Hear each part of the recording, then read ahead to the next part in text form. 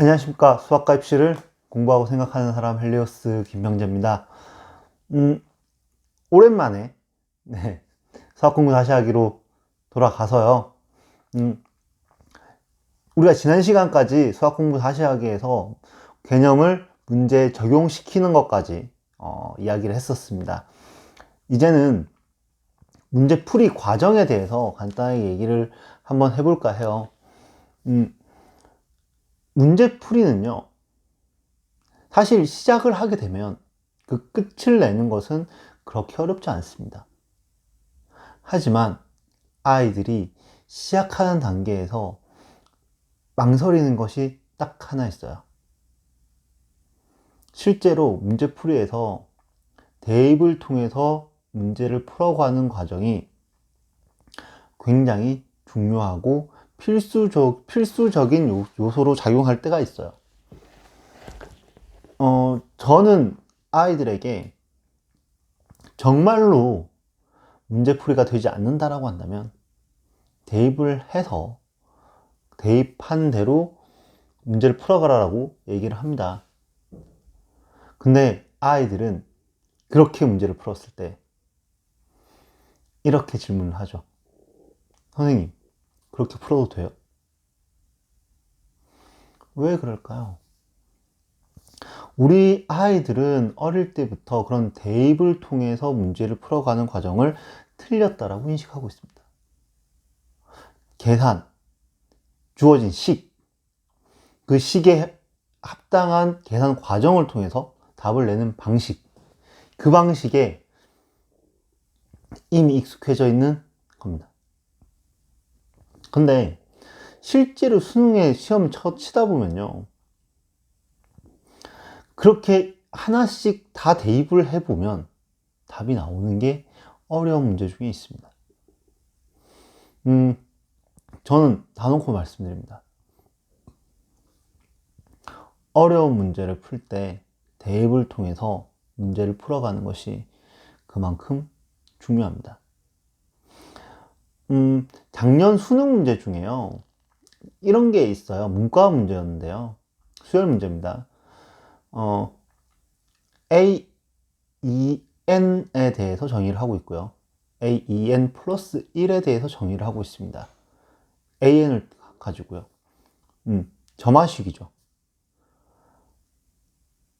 그리고 63까지를 더하라고, 첫 번째 AN을 첫 번째 항부터 63항까지를 더하라고 하는 문제가 있었습니다. 물론 저는 대입을 해서 문제 풀지 않았습니다. 다른 방식으로 문제 풀 수 있는 방식이 고민을 하다 보니까 있더라고요. 근데요, 일일이 다 찾아서 세어보면요, 결국 그 문제 답이 풀립니다. 네, 시간 많이 걸려요. 자, 여기서 한번 생각을 해봅시다. 다른 문제를 다 풀었어요. 내가 풀 수 있는 문제를 다 풀고 시간이 한 30분 남았습니다. 그 시간 동안에 그 문제를 대입을 하지 않고 어떻게 풀까를 고민하다가 마치는 게 맞습니까? 아니면 하나씩 대입을 해가지고 결국엔 답을 찾아내는 것이 맞습니까? 문제 풀이는요, 어려운 문제 닥쳤을 때는 내가 지금 머릿속에 있는 것들을 바로 시도해보는 연습을 하셔야 되는 겁니다. 지금 머릿속에 있는 내용을 시도하고 그 머릿속에 있는 내용을 바탕으로 또 다른 그 시도를 통해서 실패할 수도 성공할 수도 있는 건데요. 성공한다면 그것이 하나의 방식이 되는 겁니다. 만약 실패한다라고 하면 그것을 바탕으로 해서 또 다른 무언가를 만들어낼 수 있겠죠. 적어도 다음에 비슷한 문제에서는 그 방식을 취하진 않을 겁니다. 공부를 할 때도 마찬가지예요. 머릿속에 생각이 드는 것을 바로 실행에 옮겨보고 그걸 바탕으로 해서 문제를 어떻게 풀어갈지에 대한 경험치를 쌓는 거예요. 항상 올바른 방식을 머릿속에 떠오른다고 생각하지 않아야 됩니다. 왜냐면 니들은 천재가 아니니까요. 틀린 방식이 머릿속에 떠오를 수도 있습니다. 그럼 그것을 해보고 안 되면 내가 틀렸구나, 내 방식이 잘못되었구나 라고 생각할 수 있어야 되고요. 만약에 맞다면 어떠한 과정에서 내가 맞는지를, 어떠한 수학 개념에서 그것이 맞아 들어가게 됐는지를 스스로 생각해내는 연습을 해야 됩니다. 그래야지 걸러집니다. 그쵸? 그래야만 걸러집니다. 그래서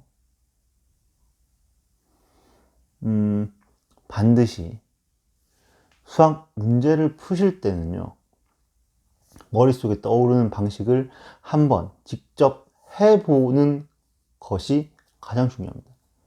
어제 영상에서 말씀드렸지만 비효율적이지 않냐라고 하는데, 해보지 않고 어떻게 되는지 안 되는지를 압니까? 항상 옳은 방법, 풀이에 있는 방법에 의존하기 때문에 그 방식을 외우지 않는 이상, 혹 외웠더라도 조금만 틀을 틀어버리면 적용이 안 되는 겁니다.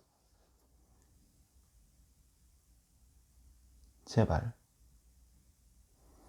머릿속에 있는 것들을 한번 손으로 풀어보고, 되면 왜 되는지, 안 되면 왜 안 되는지를 생각해 보십시오. 이게 가장 중요한 포인트입니다. 문제를 풀 때. 개념 중요합니다. 개념의 확장 중요하죠. 그 모든 과정은 결국에 문제를 풀기 위함입니다.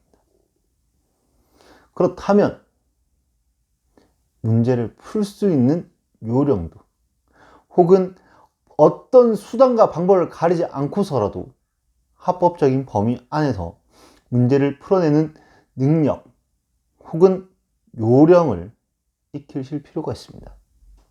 그것은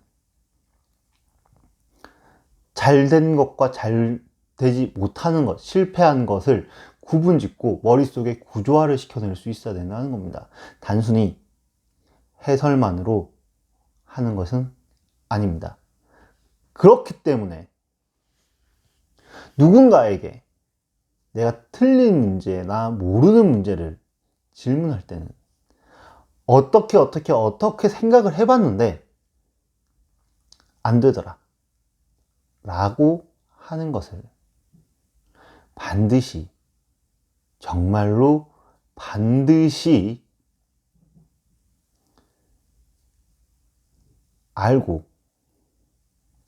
이야기해야만 본인이 실력이 도움이 되는 그런 설명을 들을 수 있는 겁니다. 그렇지 못한다고 한다면 해설을 보는 것과 같은 느낌으로 그 풀이 설명을, 해설 강의를 보고 있는 겁니다. 그래서 저는 단언컨대 그냥 넋놓고 보는 모의고사 해설 강의, 가장 시간 낭비라고 생각합니다. 본인이 생각하면서 내 생각과 저 사람 생각이 왜 다르든지, 시작에서 어떻게 달라지는지, 어느 부분에 갈라져서 달라지고 있는지를 생각하면서 수학 공부를 하시길 바랍니다. 다음 시간에는요, 이 얘기를 한번 드릴까 합니다. 수학 공부 다시 하기 시간에는, 수학 공부 다시 하기에서 제가 또 다시 드리고 싶은 얘기는, 우리가 기출문제를 푸는 이유에 대해서 간단히 말씀을 드릴 거고요. 여러 가지 기출문제들이 있죠. 학교 기출문제도 있고, 내신, 그 다음에 수능 기출문제, 모의고사 기출문제들이 있습니다. 왜 우리는 그걸 푸는지에 대해서 다음 시간에 또 설명을 드리도록 하겠습니다. 저는 헬리오스였고요. 오늘 영상이 좋았다고 생각하시는 분은 좋아요를, 싫었다고 생각하시는 분은 싫어요를, 그리고 여러분들이 보시는 우측 상단에 구독 버튼이 있습니다. 구독 버튼도 꼭 눌러주시기 부탁드립니다. 지금까지 헬리오스였고요. 오늘도 열심히 공부하는 하루가 되시길 바랍니다. 감사합니다.